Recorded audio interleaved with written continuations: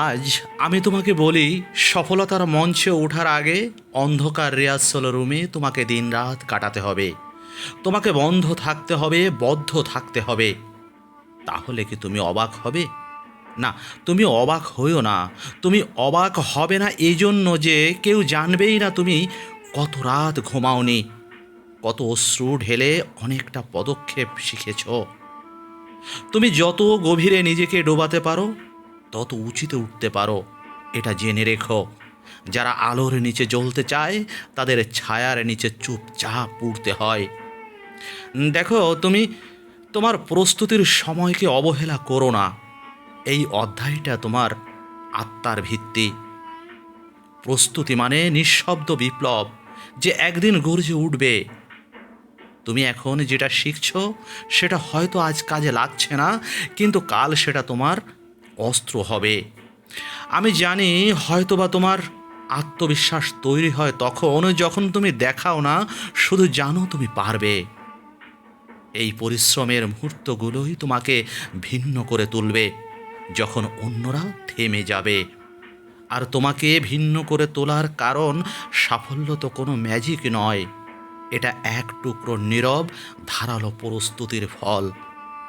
দেখো, সময় মানে আত্মা গঠনের যন্ত্রণা। জানো এটা? না, হয়তো বুঝতে পারোনি। ঠিক আছে, তো যারা জানে না তাদের বলছি, যারা নিজের উপর কাজ করে তারা সময়কে অপচয় করে না, সময়কে বরং সঞ্চয় করে। কেননা সময় তো অপচয় করার জিনিস নয়। সত্যি বলতে, যাদের কাছে সময়ের মূল্য নেই, অপচয় কী জিনিস তারা এটাও বোঝে না। তারা জানে না অপচয়ের অর্থ। তোমার মধ্যে লুকিয়ে থাকা তুমিকে বের করে আনতে হলে সময়কে আয়নার মতো ব্যবহার করতে হয়। দেখো, যতক্ষণ না তুমি নিজেকে বোঝো, ততক্ষণ তুমি দুনিয়াকে বোঝাতে পারবে না তুমি কে।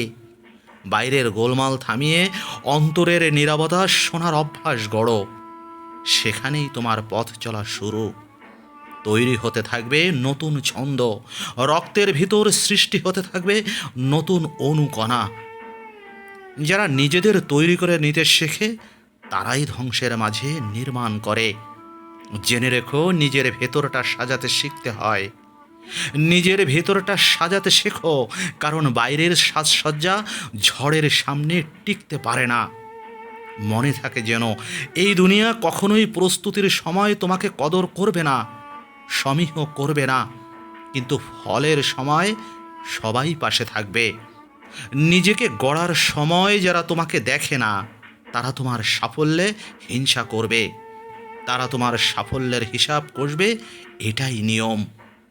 সময় মানে শুধু ঘড়ির কাঁটা নয়। সময় হলো নিজের হৃদয়ের মধ্যে টিক টিক করে বয়ে চলা শব্দ। যতদিন না তুমি নিজেকে সময় দাও, ততদিন পৃথিবীর কাছে তুমি একটা অসমাপ্ত খসড়া মাত্র। খড়কুটোর মতো উড়ে আসা জঞ্জল, পরজীবী। এই পৃথিবীর মাটি কামড়ে পড়ে থাকা অপ্রয়োজনীয় কিছু। দেখো, আমি বলতে চাইছি, প্রতিযোগিতা নয়, পার্থক্য গড়ো। দুনিয়ার সাথে দৌড় নয়, নিজের গতির সাথে তাল মিলিয়ে হাঁটতে শেখো। প্রতিযোগিতা কাউকে শ্রেষ্ঠ করে না, নিজের ভেতরের গভীরতা মানুষকে আলাদা করে। সবাই যদি একই পথ ধরে চলে, সবাই যদি একই দিকে হাঁটে, একই জিনিস ভাবে, একই রকম করে, তাহলে আলাদা হবার জন্য অন্য রাস্তা বেছে নিতে হয়। তুমি নিজেকে প্রতিদিন 1 ইঞ্চি এগিয়ে নাও, তোমার গতির মানদণ্ডে, তোমার গল্পের গতির মতো। দেখে নিও কি মারাত্মক ঘটনাটাই হতে পারে। বিশ্বাস করো, তুমি অবাক হয়ে যাবে তার ফলাফল দেখে। তুমি চিন্তাও করতে পারবে না। তুমি যদি অন্যকে দেখে চলতে চাও, নিশ্চয়ই তুমি পিছিয়ে যাবে। তাহলে কখনো কখনো নিজের পরিচয় তুমি ভুলে যেতে পারো। নিজেকে ভুলে যাবে, আয়নার সামনে নিজেকে অপরিচিত বলে মনে হবে। নিজের আত্মপরিচয় নিয়ে সন্দেহ পোষণ করবে যে আমি কে। বিশ্ববিদ্যালয়ের রোল নাম্বার তোমার বড় পরিচয় নয়, তোমার মূল পরিচয় হচ্ছে তুমি বিশ্ববিদ্যালয়ের ছাত্র। এখানে আমি বোঝাতে চাইছি যে তুমি নিজেকে কিভাবে ভাবো। নিজেকে মূল্যায়ন কি শুধু গতানুগতিক? নাকি আলাদা? যদি আলাদা হয় ঠিক আছে, নতুবা নয়। নিজেকে এমন কিছু শেখাও যা কেউ ছিনিয়ে নিতে পারবে না, যেমন চিন্তা, দক্ষতা আর মানসিকতা। যে নিজের পথ নিজে খুঁজে নেয় তার পিছনে একদিন দলে দলে লোক হাঁটে। এটা বিশ্বাস রেখো। তুমি যদি পার্থক্য সৃষ্টি না করো, তাহলে সময়ের ঢেউ তোমাকে গিলে খাবে, তছনছ করে দেবে, তোমার কুল কিনারা ভেঙে ফেলবে। এই ঢেউ এতটাই ওজন যে টন টন ভারী পানির নিচে তুমি তলিয়ে যাবে। সুতরাং দৌড় না, বরং দাঁড়িয়ে নিজের অবস্থান তৈরির কৌশল শেখো। আরেকটা বিষয় মনে রাখলে নিজেকে মেলে ধরতে সহজ হবে, সেটা হলো সীমাবদ্ধতাকে সিঁড়ি বানাও। জীবনের প্রতিটি সীমাবদ্ধতা তোমাকে থামানোর জন্য নয়, তোমাকে তৈরি করার জন্য। যদি বাড়িতে পর্যাপ্ত আলো না থাকে, তুমি আগুন জ্বালিয়ে কাজ শুরু করো।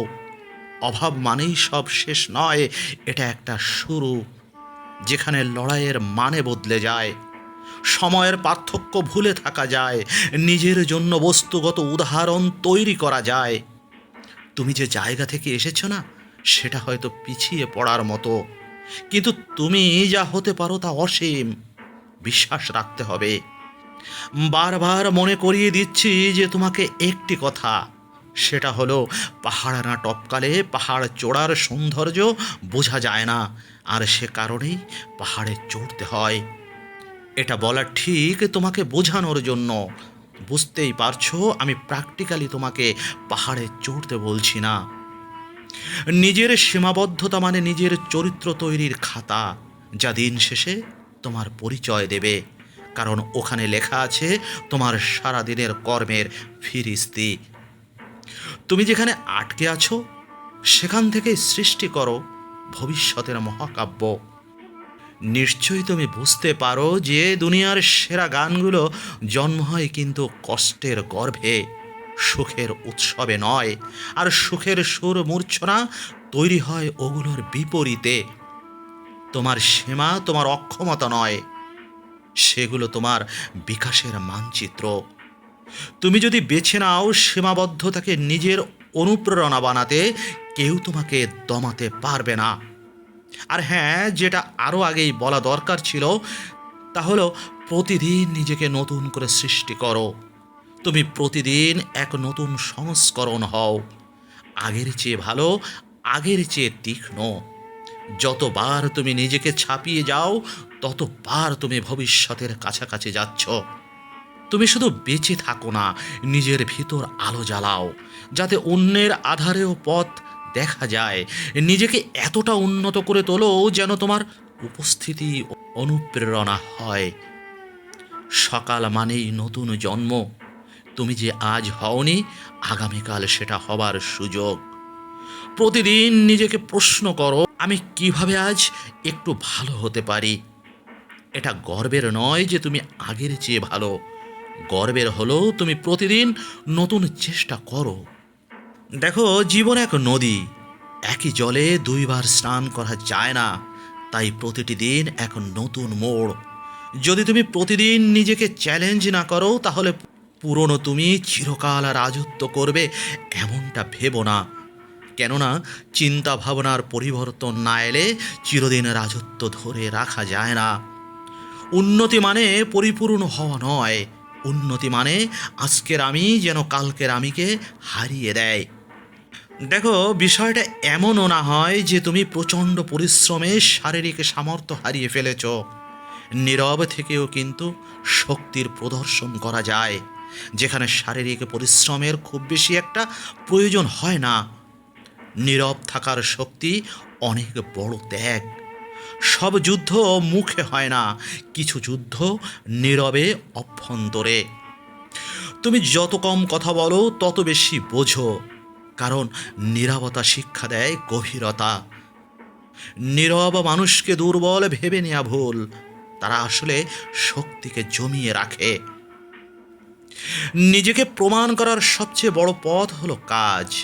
যারা বেশি বলে তারা কম বোঝে, যারা বেশি বোঝে তারা কম বলে। তুমি যখন নিজের ভবিষ্যৎ নিয়ে কাজ করছো, তখন অন্যের মতামত নয়, নিজের লক্ষ্যই না হয় তোমার পথ দেখা। কি বলো? নীরবতা মানে ভয়, এটা ভাবছো তো? না, নীরবতা মানে ধ্যান, প্রস্তুতি আর আত্মার শক্তি।